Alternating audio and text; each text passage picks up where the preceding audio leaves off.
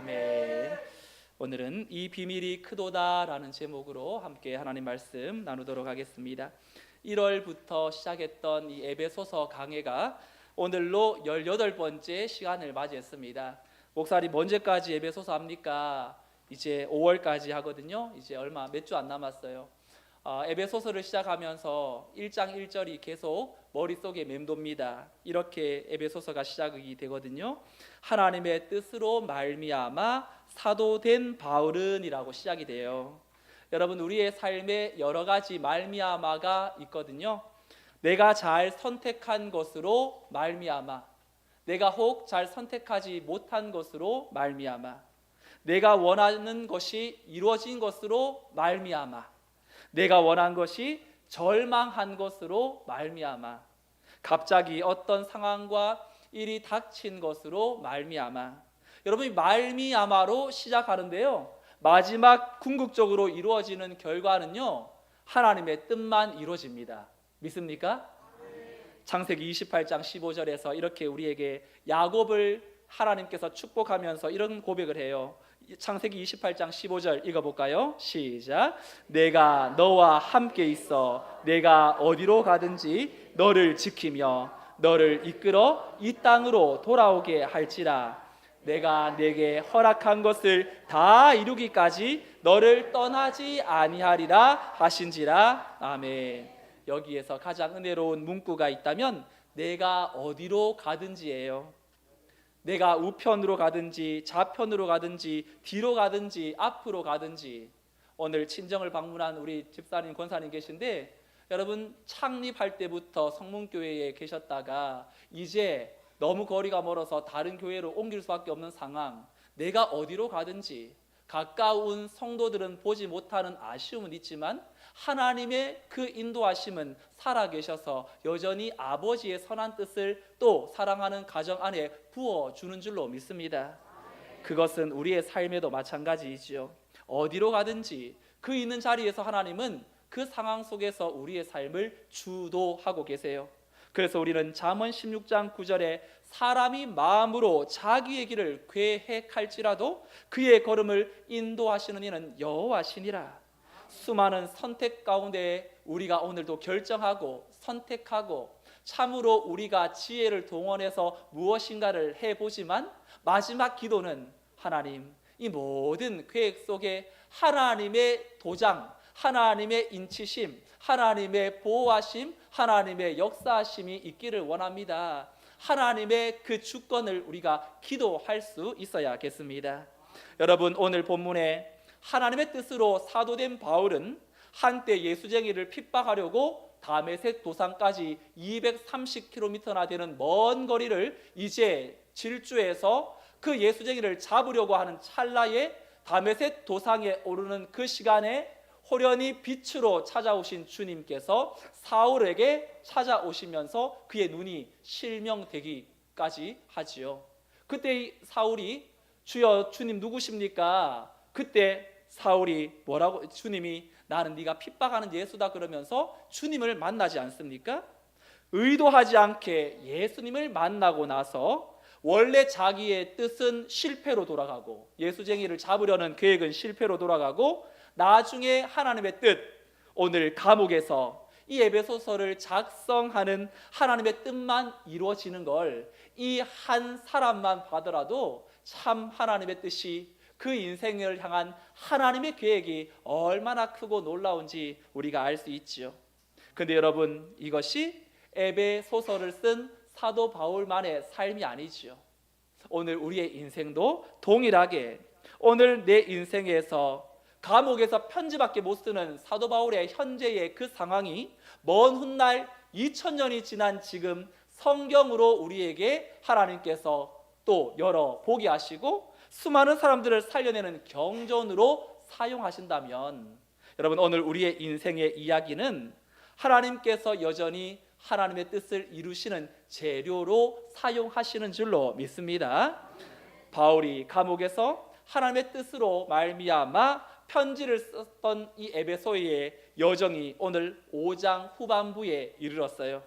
에베소서는 크게 두 개의 기둥으로 세워져 있는데요, 1장부터 3장까지는 하나님이 누구신가? 그분은 우리를 창세전에 우리를 예정하신 분이다. 허물과 죄로 죽은 우리를 살리신 분이다. 유대인과 이방인을 하나로 모으신 분이시다. 그리하여서 우리는 나뉘어질 수 없다. 하나님의 하나님 되심을 선포한 이후에 4장부터 6장까지 그 사랑을 경험한 성도는 어떻게 살아야 할 것인가에 대해서 나열해 놓고 있는데요. 4장에서 새 사람을 입으라, 진리를 말하라, 분을 품지 말라.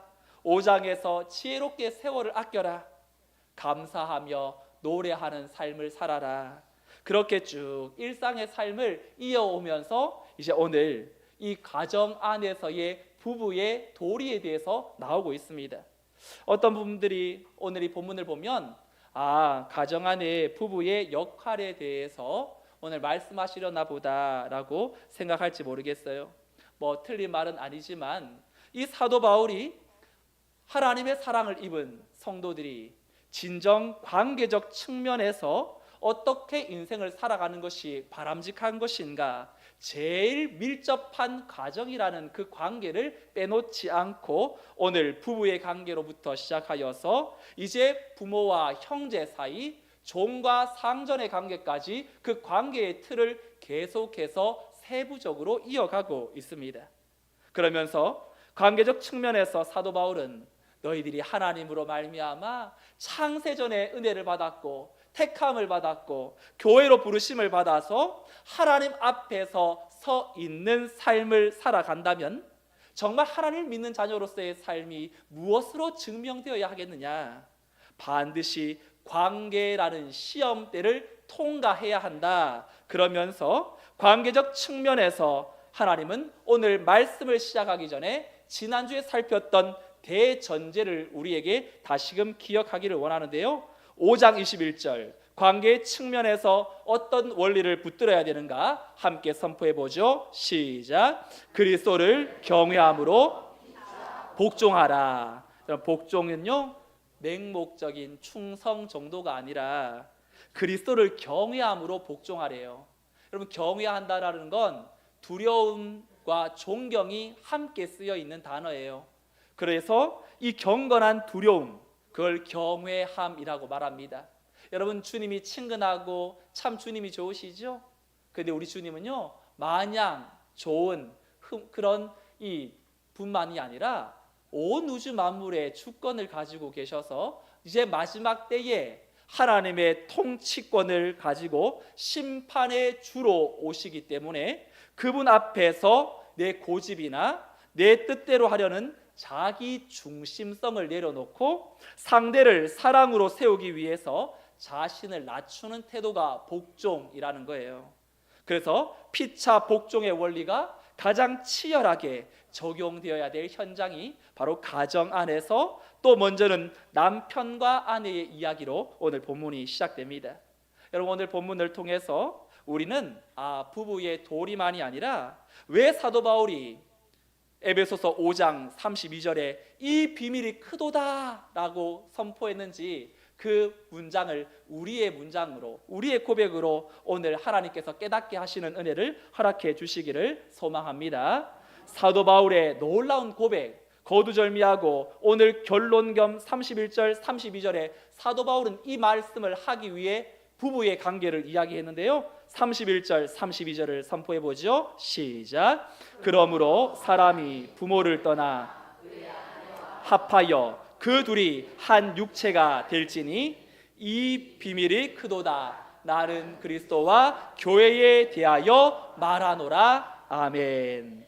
여러분, 결혼한 자녀가 부모 품을 떠나 새로운 가정을 이루는 것이 큰 비밀이라고 감탄할 이유는 아니겠죠. 당연한 것처럼 보입니다. 바울은 당연한 이야기를 하면서 이 비밀이 크도다라고 오버해서 말하지는 않았을 거예요. 비밀이라는 단어는 감추어 있지만 이제는 드러난 진리라는 뜻인데, 성경이 결혼이라는 제도를 통하여 사도 바울이 묵상하다가 깨달아 버렸어요. 결혼 제도가 이 부부의 만남과 사랑과 그들만의 그 관계를 위한 목적으로 하나님이 결혼이라는 제도를 주신 것이 아니구나.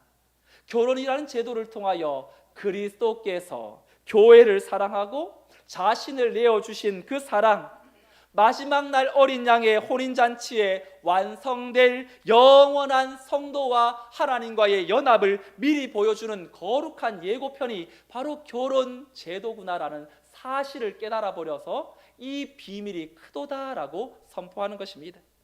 바울은 오늘 본문 31절에 이 내용을 이미 창세기의 첫 번째 결혼 예식을 이루었던 그 아담과 하와의 창조 기사 2장 24절을 인용한 구절인데요, 창세기 2장 24절에 보니까 이러므로 남자가 부모를 떠나 그의 아내와 합하여 둘이 한 몸을 이룰지로다.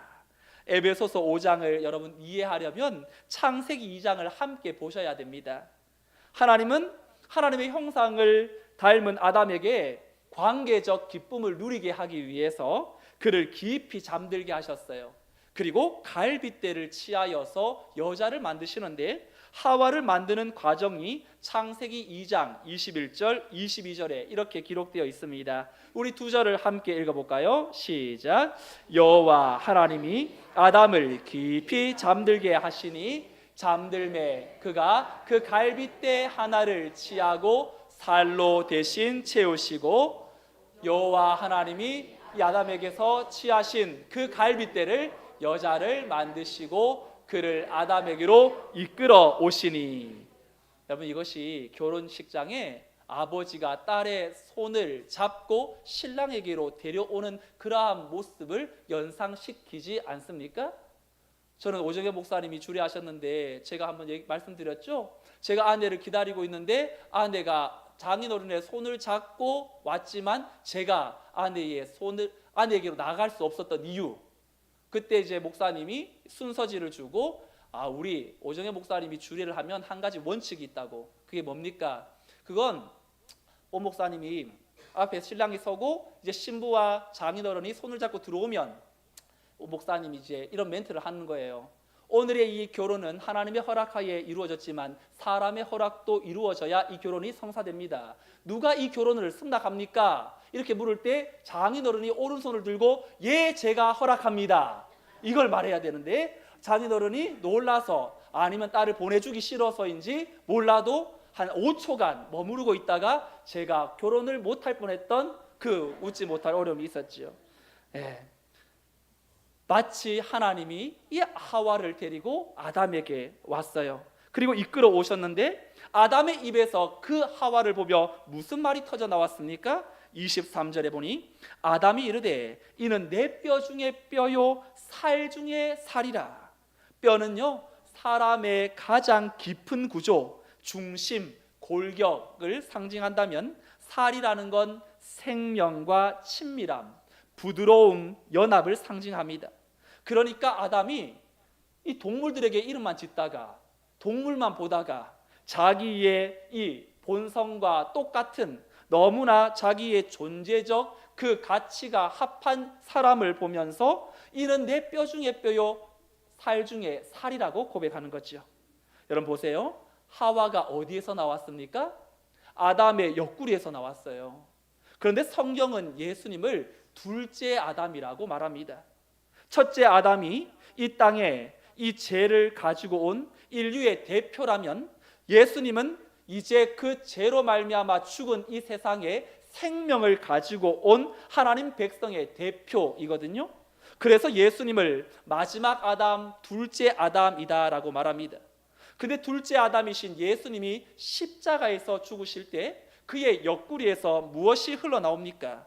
요한복음 19장 34절 말씀 함께 읽어보죠. 시작. 그중 한 군인이 창으로 옆구리를 찌르니 곧 피와 물이 나오더라.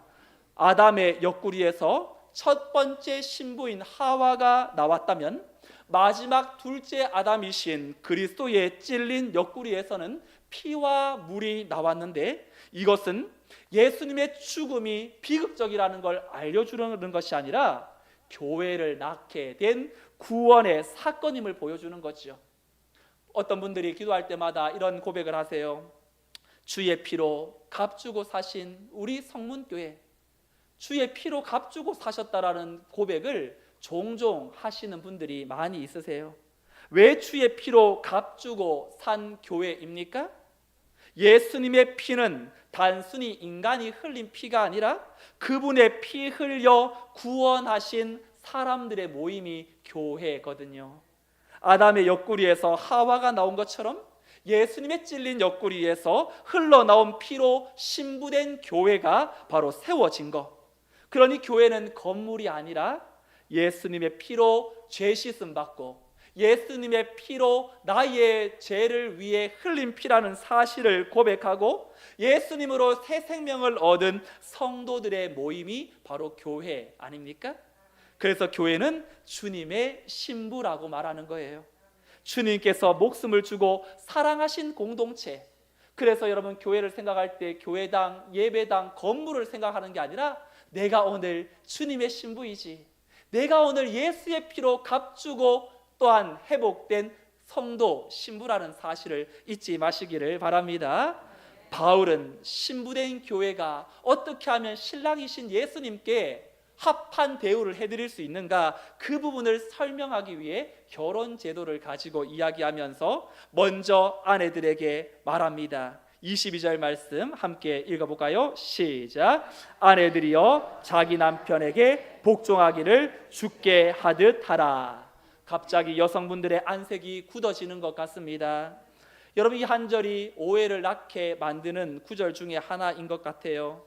어떤 분들은 이 구절만 떼어서 듣고는 곧장 마음의 문을 닫아 버리기도 하죠. 어느 개척교회 목사님이 이 본문을 가지고 말씀을 전하자 여성도님들이 질문이 쏟아졌습니다.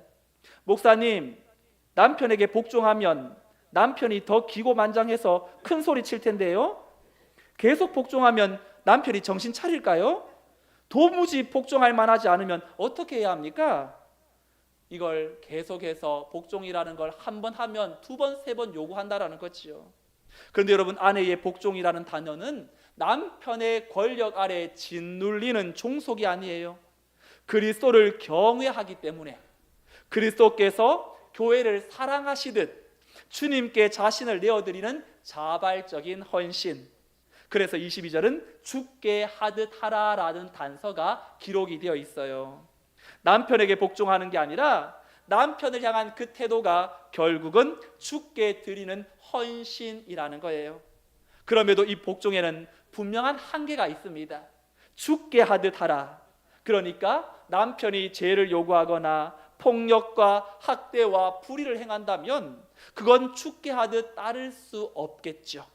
성경적인 복종은 인격을 파괴하는 종속이 아니라 그리스도를 경외함으로써 사랑의 질서를 세우는 헌신이에요. 그래서 아내는 남편을 하나님처럼 섬기는 것이 아니라 하나님을 섬기기 때문에 남편을 존중하는 것이죠. 이 차이가 중요합니다. 아내의 존중은 그리스도를 경외하는 마음에서 나오는 것입니다. 그래서 우리는 이 결혼이 왜 예고편인가, 장차 올 본편에 왜 예고편인가, 23절은 이렇게 이어지죠. 23절 말씀 함께 시작. 이는 남편이 머리됨이 그리스도께서 교회의 머리됨과 같음이니 그가 바로 몸의 구주시니라. 아멘. 여러분, 머리됨은요, 굴림이 아니에요. 책임지는 겁니다. 결혼식장에서 신랑이 먼저 단상에서 서서 신부를 기다리듯이 예수님은 우리보다 먼저 십자가에 서서 우리를 기다리세요. 우리가 그분께 찾아간 것이 아니라 그분이 먼저 자리를 잡고 우리를 기다리신 거예요.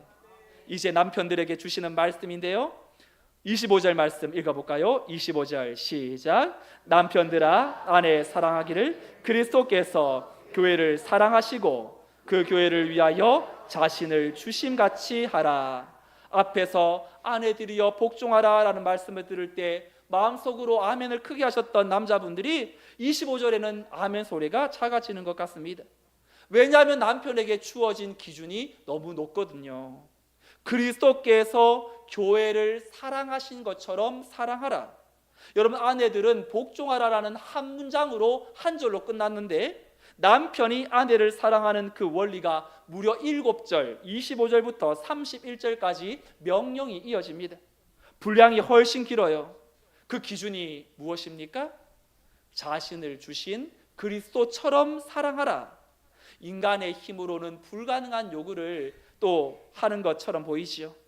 그럼 남편이 아내를 위하여 나를 내려놓을 때마다 그리스도의 강림, 이 땅에 내려오심을 흉내내고 있는 모습이라고 생각하시면 돼요. 여러분, 위에서 하나님이 아래로 내려오셨죠? 이 땅의 종교는 밑에서 위로 올라가요. 신이여 도와달라고, 나에게 제발 좀 도와달라고, 비나이다 비나이다. 우리가 아래에서 위로 올라가지만 기독교는 위에서 아래로 먼저 내려와요. 아무리 우리가 비나이다를 해도 우리가 잘못된 것을 구하기 때문에 머리이신 그분이, 충만하신 그분이 결핍을 향하여 흘러내려오는 것, 빛이 어둠 속으로 들어오는 것, 이 모든 것이 가정이라는 작은 무대 위에서 매일마다 상연되는 거지요. 그래서 바울은 남편이 아내를 어떻게 사랑하고 어떻게 이끌었느냐, 우리 주님이 우리 교회를 향하여 어떤 사랑을 베풀었느냐, 구체적으로 26절, 27절에 이렇게 기록해 놓고 있는데요. 함께 읽어보죠. 시작. 이는 곧 물로 씻어 깨끗하게 하사 거룩하게 하시고 자기 앞에서 영광스러운 교회로 세우사 티나 주름 잡힌 것이나 이런 것들이 없이 거룩하고 흠이 없게 하려 하심이라. 아멘. 여러분, 고대 유대인의 결혼 풍습에는 결혼식 전에 정결 예식으로 신부가 몸을 단장하고 흰 옷을 입은 후에 신랑 앞에 섰습니다.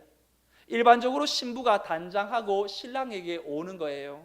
그런데 우리 주님의 결혼식은 어떻습니까? 신부된 우리가 깨끗하지 않아요. 죄로 더러워졌고 누더기를 걸쳤고 스스로를 단장할 능력이 없습니다. 그런데 신랑 되신 예수님은 어떻게 하십니까? 신부가 깨닫고 깨끗하게 하여 돌아오기를 기다리지 않고 직접 오셔서 자기 피로 신부를 씻겨 자기 말씀으로 깨끗하게 하여 자기 의의 옷으로 입혀 또한 주님 앞에 영광스럽게 세우셨어요. 우리가 그분을 사랑할 만해서 그분이 우리를 선택한 것이 아닙니다. 그분이 먼저 오셔서 씻기시고 단장시키시는 것, 이것이 복음이죠. 여러분, 호세아서를 보세요. 복음의 압축판입니다. 호세아라는 선지자에게 하나님께서 너는 일어나 음란한 여자 고멜에게 가서 결혼해라 라고 말해요. 여러분, 이 선지자의 삶이 얼마나 기구합니까? 정말로 정상스러운 결혼을 하지 못하고 음란한 여인을 맞아 결혼해라. 그래서 이 호세아는 하나님의 명령에 순종해서 그 고멜을 또한 아내로 맞이합니다. 그런데 이후 어떻게 하죠? 결혼한 고멜이 다른 남자들을 쫓아가고 결국 노예 시장에 팔렸다라는 소식을 들어요. 그러면 우리 같으면 이참에 이혼하고 이참에 새 가정을 꾸리면 되지 않습니까? 그런데 하나님은 호세아에게 이렇게 말씀합니다. 호세아서 3장 1절 말씀 함께요. 시작. 여호와께서 내게 이르시되 이스라엘 자손이 다른 신을 섬기고 건포도 과자를 즐길지라도 여호와가 그들을 사랑하나니 너는 또 가서 타인의 사랑을 받아 음녀가 된 그 여자를 사랑하라 하시기로. 얼마나 가혹한 명령입니까?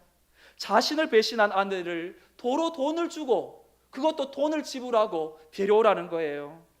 이것이 잔인한 이야기처럼 들리지만 동시에 가장 아름다운 이야기, 오늘 우리가 바로 그 음녀 고멜과 같은 모습이었고 하나님이 우리를 버리지 않고 이혼 증서에 도장을 찍지 않고 하나님의 청혼은 끝까지 이혼 없이 아름다운 하나님의 사랑의 구속의 원리에 따라 계속해서 하나님의 그 아름다운 결혼 생활을 유지하려고 하시는 하나님의 사랑이 이 호세아서에 우리에게 선포하는 말씀이죠. 여러분, 우리의 인생에 참으로 왜 우리 같은 더러운 이들을 참으로 하나님은 살려내시고 끝까지 돌아오도록 자꾸만 기회를 주실까? 30절이 핵심인데요. 오늘 본문 30절이 바로 우리를 포기하지 않는 하나님의 마음이 이유가 이렇게 담겨 있죠. 우리는 그 몸에 뭐라고요? 지체임이라. 지체. 여러분, 지체와 머리는, 몸은 구별될 수가 없죠. 뗄래야 뗄 수 없어요. 허물 많고 다른 환경에서 만난 남녀가 만나서 결혼해서 한 몸을 이루는 것도 기적 같은 일이지만, 그보다 더 경이로운 연합은요, 죄인된 우리와 예수님이 한 몸을 이루었다라는 이 사실이 너무 놀라운 비밀 아닙니까? 사도 바울이 다메섹 도상에서 네가 어찌하여 나를 박해하느냐? 사울이 언제 예수님을 박해했습니까? 예수 믿는 성도들을 박해했지요.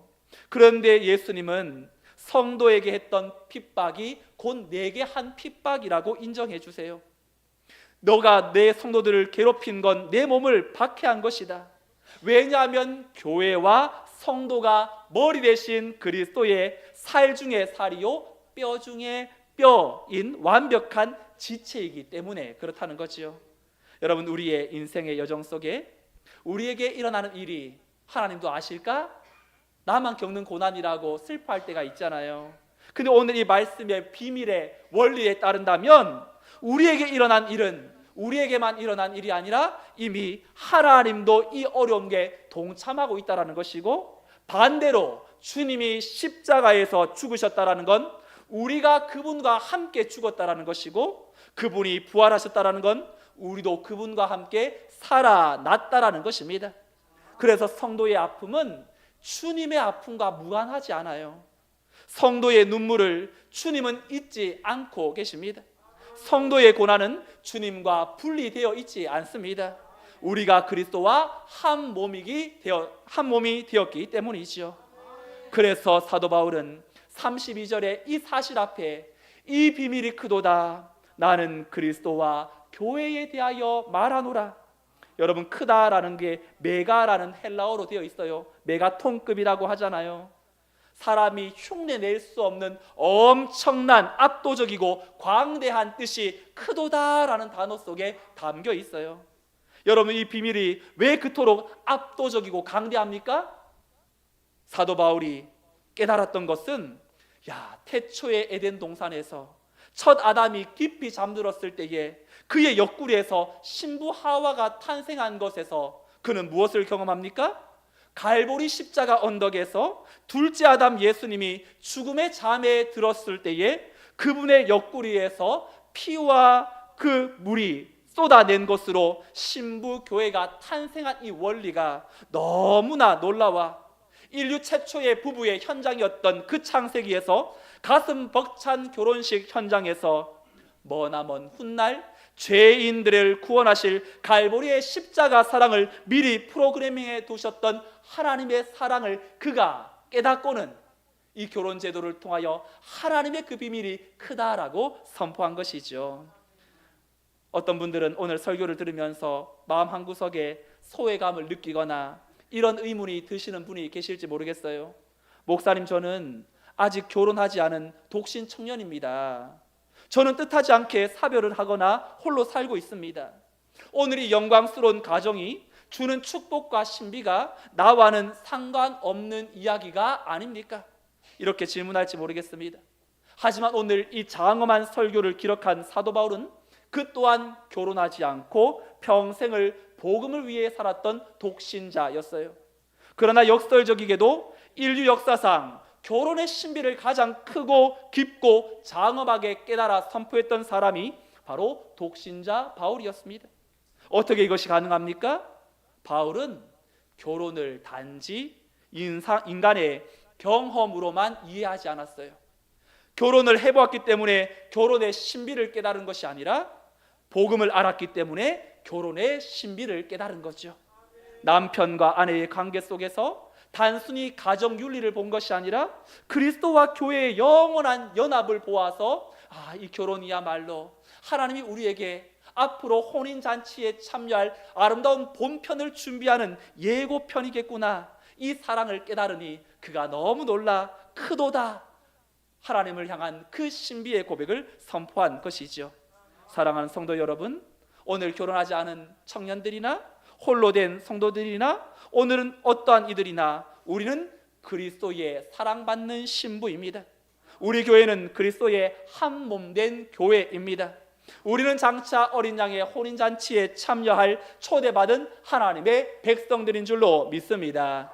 요한계시록 19장 9절에 마지막 날 이런 일이 일어날 거라고 이야기하죠. 함께 선포합니다. 시작. 천사가 내게 말하기를 기록하라. 어린 양의 혼인잔치에 받은 자들은 복이 있도다. 아멘.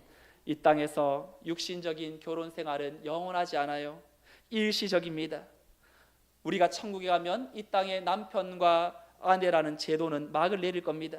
그 대신 둘째 아담이신 예수 그리스도와 그분의 피로 산 교회가 천국에서 누릴 영원한 연합, 그 어린 양의 혼인 잔치는 영원토록 끝이 나지 않을 것입니다. 그러므로 이 땅에서 환경과 상황 때문에 아직 결혼하지 못한 분들이나 사랑하는 배우자를 먼저 하늘나라로 보내고 사별하신 분들은 여러 아픔으로 인하여 홀로 삶을 버텨내고 있는 분들이라면 영적으로 위축되거나 외로워하지 마십시오. 우리는 이미 온 우주에서 가장 위대하고 거대한 결혼식의 주인공인 그리스도의 정결한 신부로 택함받은 천국의 상속자들입니다. 여러분의 결혼 생활이 혹 너무 달콤하거나 행복할 때는 이렇게 고백해 보세요. 아, 이 땅의 행복도 이렇게 좋은데 장차 천국에서 내 신랑 예수님과 영원히 연합할 그 누릴 기쁨은 얼마나 더 찬란할까? 본편을 사모하며 감사하십시오. 혹 성격 차이로 부딪히고 말다툼하여 부부가 숨막히도록 피동적이고 힘들 때는 무릎을 꿇고 이렇게 선포해 보십시오. 아, 배우자 사랑하는 것이 내 힘으로는 안 되는 것이구나. 내 삶의 십자가에서 자신을 다 내어주신 예수 그리스도의 그 무조건적인 사랑이 얼마나 내게 절실하게 필요한가. 가정은 나를 철저히 깨트려 예수님의 사랑을 배우게 하시는 하나님의 거룩한 훈련장이구나. 부부싸움을 격렬하게 한 날 밤에 누워 하나님, 내가 참 소망 없는 죄인입니다. 내 힘으로는 아내를 사랑할 수 없고 내 힘으로는 남편을 존경할 수 없으니 나를 씻기신 주님의 십자가 보혈을 의지합니다. 그러한 눈물의 회개와 깨달음이 우리 가운데 찾아온다면 그 고된 부부싸움은 여러분의 삶에서 예고편의 역할을 아주 철저하게 훌륭하게 수행한 것이 될 겁니다. 사랑하는 성도 여러분, 우리는 이 땅을 정처 없이 떠돌다 소멸되는 인생이 아니에요. 우리의 인생은 결국 인류 역사상 가장 해피엔딩으로 끝나게 될 거대한 결혼식을 향하여 오늘도 힘차게 달려가고 있는 중입니다. 말씀을 정리하면서 한 분의 이야기 책을 읽게 되었어요. 이분이 컬럼비아 국제대학의 총장이었던 로버트슨 맥킬킨이라는 목사님인데요. 사진 보여주시면 이분은 학자, 총장, 이 최고의 명예와 탄탄한 대로를 걷고 있던 분이었어요. 그런데 어느 날 그의 사랑하는 아내가 알츠하이머, 치매 선고를 받게 되었습니다. 남편이 학교에 가 있는 동안 아내가 밖에 나가서 며칠간 길을 잃어버리기도 하고 다치기도 하고 위험한 일이 계속 발생하기 시작합니다. 아내는 점점 기억을 잃어갔고 남편이 눈앞에 보이지 않으면 극심한 공포와 또 불안에 떨며 울부짖었다고 해요. 그래서 맥킬큰 총장은 역사에 남을 만한 중대한 결정을 내립니다. 학교에 사직서를 제출한 거죠. 아직 총장 임기가 많이 남아 있었고 학교 일도 너무 잘 수행하고 있었고 또 그러니 수많은 동료들과 또 이 이사들과 제자들이 만류합니다. 목사님, 당신처럼 유능한 분이 집안에서만 계시는 것은 하나님 나라의 큰 손실입니다. 아내분은 전문 요양원에 맡기시고 주님의 일을 계속하셔야 합니다. 그때 맥킬킨 목사님이 사임서에 적었던 글은 전 세계 그리스도인들의 심장을 울립니다. 사람들은 저에게 아내를 전문가에게 맡기고 주님의 일을 계속하는 것이 합리적이라고 말합니다. 하지만 제가 40년 전 결혼식 제단 앞에서 하나님과 사람들을 향하여 했던 서약을 기억합니다. 건강할 때나 병들 때나 평생 이 여인을 사랑하고 아끼겠노라. 지금 내 아내는 나를 가장 필요로 합니다. 주님은 제게 하신 서약을 단 한 번도 어기신 적이 없습니다. 이제 제가 그 주님의 신실하심을 내 아내에게 보여줄 차례입니다. 저는 이 일을 의무가 아니라 제 최고의 특권으로 여깁니다. 이렇게 총장직을 내려놓고 그 아내가 세상을 떠날 때까지 수년 동안 직접 대소변을 받아내고 밥을 떠먹이며 머리를 빗겨주고 아내의 곁을 지켰습니다. 아내는 남편이 누구인지 잘 몰라도 남편의 따뜻한 손길 안에서 가장 편안하게, 가장 행복하게 눈을 감았던 거죠. 성도 여러분, 맥킬킨 목사님이 보여준 이 사랑이 바로 결혼이라는 예고편이 보여줄 수 있는 가장 찬란한 장면이 아니겠습니까? 아내는 남편을 기억하지 못해도 남편은 아내를 기억하며 끝까지 자리를 지켰던 것, 그것이 신랑이신 우리 주님이 우리를 향한 아버지의 사랑을 바로 드러내고 있는 것이죠. 이 크고 비밀한 사랑을 받은 그리스도의 신부로 이 한 주간 삶의 자리에서 붙들어야 될 세 가지 구체적인 적용을 짤막하게 여러분들에게 제안드립니다. 먼저 가정에서, 화면 띄워주세요. 가정에서 조건이 아니라 서약의 눈으로 바라보십시오.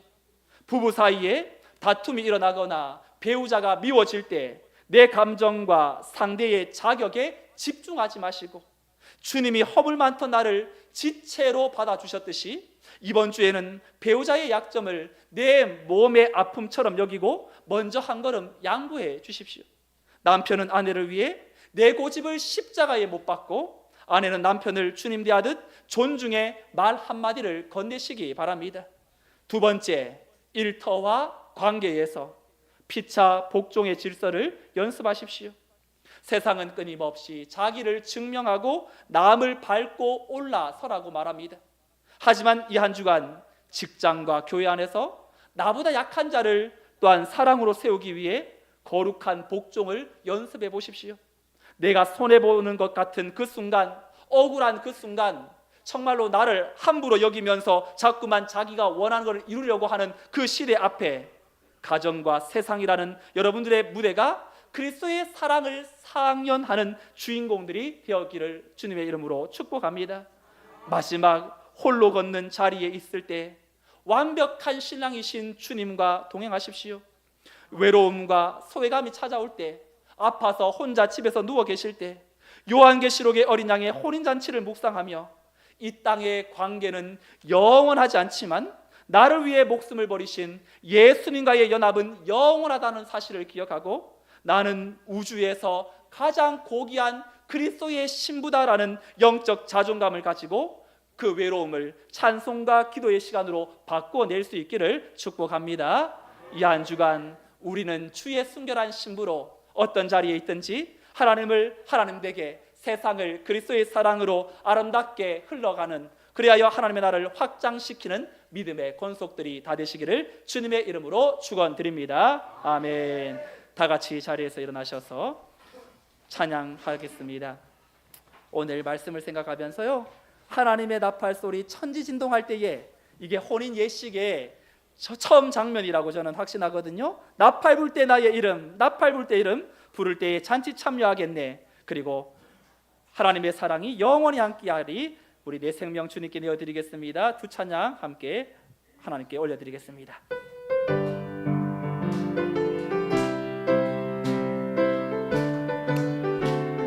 하나님의 나팔 소리, 하나님의 나팔 소리 천지 진동할 때 예수 영광 중에 구름 타시고 천사들은 세계 만국 모든 곳에 보내어 구원 받은 성도들을 모으니 나팔 불 때, 나팔 불 때 나의 이름, 나팔 불 때 나의 이름, 나팔 불 때 나의 이름 부를 때에 잔치 참여하겠네.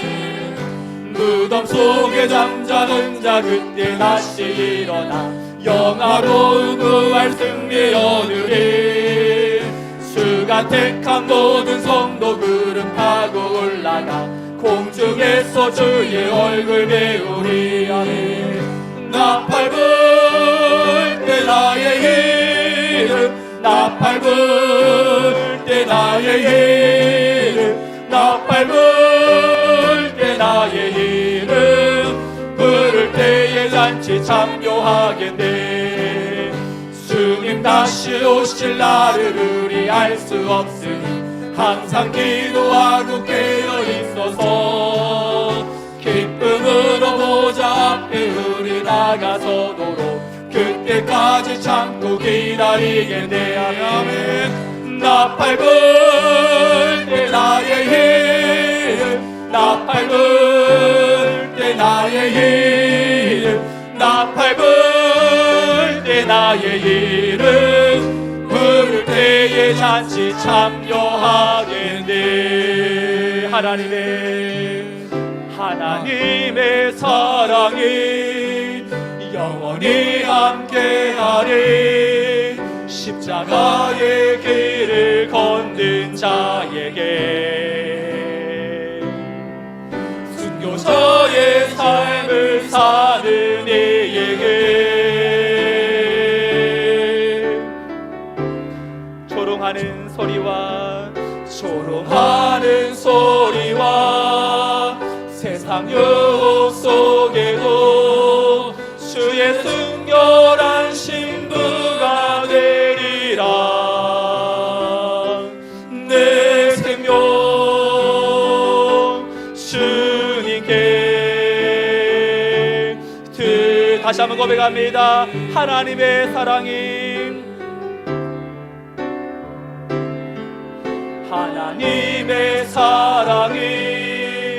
영원히 함께하리. 십자가의 길을 걷는 자에게 순교자의 삶을 사는 이에게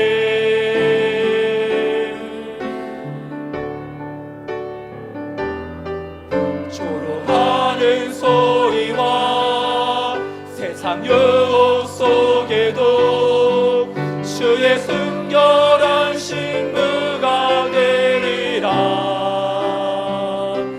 내 생명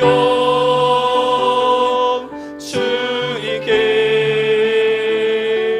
드리리. 우리 함께 이 시간 기도하겠습니다. 여러분, 우리 가정이 어려움이 많고 힘듭니까? 다른 이유가 아니에요. 우리가 참으로 예수의 그 신랑이신 주님의 사랑을 참 제대로 흘려보내지 못하는 것이고, 또 우리가 연약하기 때문이겠죠. 이 시간 두 가지를 하나님 앞에 올려드리며 기도하기를 원합니다.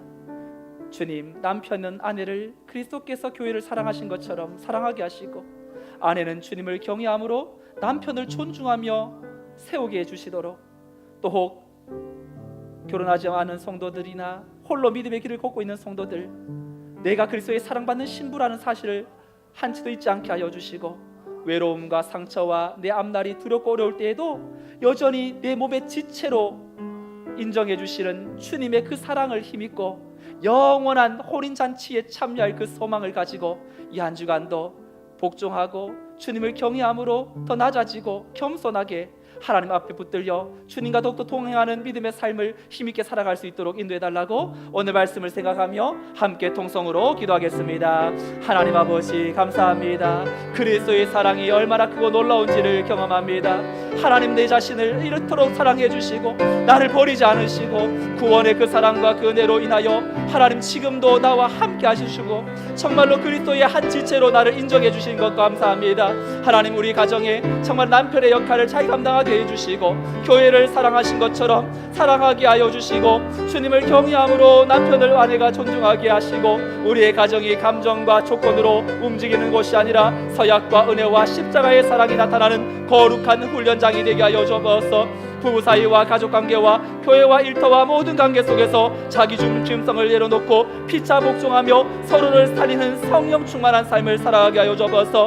홀로 하나님 아픔과 어려움 가운데 있다면 외로움과 상처와 소외감 가운데도 우리의 참된 정체성이 가정의 형태나 결혼 여부에 있지 않고 예수의 한몸된 교회라는 사실에 있음을 붙들게 하여 주시고 장차 어린 양의 혼인잔치에 참여할 소망으로 오늘의 삶을 믿음과 거룩함으로 살아내게 하여 주옵소서. 우리 모두가 그리스도의 사랑받는 신부로 이 땅 가운데 당당히 서게 하여 주시고 주님 오시는 그날 나팔 불 때 나의 이름 부를 때에 전지 참여하겠네 고백하며 주님 앞에 다시 한번 믿음의 선한 싸움을 힘있게 싸워내는 하나님의 자녀들이 되게 하여 주옵소서. 하나님의 놀라운 그 사랑과 그네가 우리를 통하여 이루시는 놀라운 그 사랑 앞에 서게 하여 주시고 은혜 내리워 주시옵소서. 하나님 함께하여 주옵소서.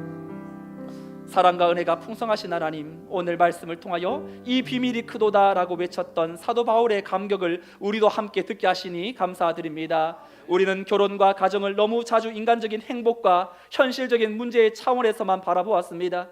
그러나 오늘 말씀을 통하여 결혼이라는 제도 안에 그리스도의 교회의 크고 놀라운 비밀이 담겨 있음을 보게 하셨습니다. 아담의 옆구리에서 하와가 나온 것처럼 마지막 아담이신 예수 그리스도의 찔린 옆구리에서 흘러나온 피와 물로 신부된 교회가 세워졌음을 믿습니다. 우리는 깨끗한 신부가 아니었습니다. 스스로를 단장할 능력도 없었고 주님 앞에 설 자격도 없었습니다. 그러나 주님께서 먼저 우리를 찾아오셨고 십자가의 피로 우리를 씻기셨고 말씀으로 우리를 거룩하게 하시고 자기 앞에 영광스러운 교회로 세워주신 은혜에 감사드립니다. 오늘 우리 가정을 바라보면서 하나님이 주신 아름다운 제도 본편을 향한 예고편임을 우리가 잊고 살았다면 다시 한번 우리 남편들이 자신의 고집과 자존심을 내려놓고 그리스도께서 교회를 위하여 자신을 주신 것처럼 아내를 사랑하게 하여 주옵소서. 아내들이 주님을 경외하는 마음으로 남편을 존중하며 세우게 하여 주옵소서. 부부의 관계가 단지 성격을 맞추는 자리가 아니라 십자가의 사랑을 배우는 거룩한 훈련장이 되게 하여 주옵소서. 홀로 믿음의 길을 걷는 성도들을 위로하여 주시고 결혼하지 않는 청년들과 또한 사별의 아픔을 가진 성도들, 여러 가지 아픔과 상처 속에서도 외로움 속에서도 하나님의 결코 소외감이 없는 하나님의 사랑 안에 들어와 내가 그리스도의 사랑받는 신부로 장차 어린 양의 호린잔치에 초대받은 복된 백성임을 깊이 깨닫게 하여 주옵소서. 이 한 주간도 믿음으로 가정에서, 일터에서, 교회에서, 홀로 있는 자리에서 그리스도의 사랑을 살아내므로 말미암아 나팔 불 때 나의 이름 부를 때에 천국 잔치 참여함으로 내 삶이 오늘도 하나님 부르신 자리에서 십자가의 길을 갖는 순교자의 삶을 사는 주의 순결한 신부로 이 한 주간 주님과 함께 동행하는 믿음의 복된 권속들이 되게 하여 주옵소서. 이제는 우리 주 예수 그리스도의 은혜와 하나님 아버지의 그 크신 사랑과 성령님의 인도, 보교통, 충만, 역사하심이 이미 우리를 사랑하시사 끝까지 사랑하시며 우리를 첫 천국의 영원한 생명잔치에 우리를 인도하시도록 이끌어내시는 그 아버지의 사랑을 힘입고 오늘도 이 결혼제도 안에서 우리 가정 안에서 나를 향한 그리스도의 사랑을 깊이 깨닫고 믿음으로 주님이 보여주셨던 그 사랑을 나도 실천해보리라. 나도 더욱더 믿음으로 낮아지고 주님의 그 사랑 안에 편승하리라. 이 한 주간도 어떤 어려움 가운데에도 주님의 그 사랑 안에 힘있게 믿음으로 주님 바라보며 세상을 섬기리라 다짐하는 하나님의 권속들과 저들의 가정과 자녀와 생업 위에 또한 군부대에 나가 있는 믿음의 아들들 위에 민족 열방 위에 오늘도 이 자리에 나오고 싶으나 하나님의 은혜를 사모하며 또 다시 믿음으로 회복해야 될 영적, 육적 공간 이들 위해 이제로부터 영원토록 함께 있을지어다. 아멘.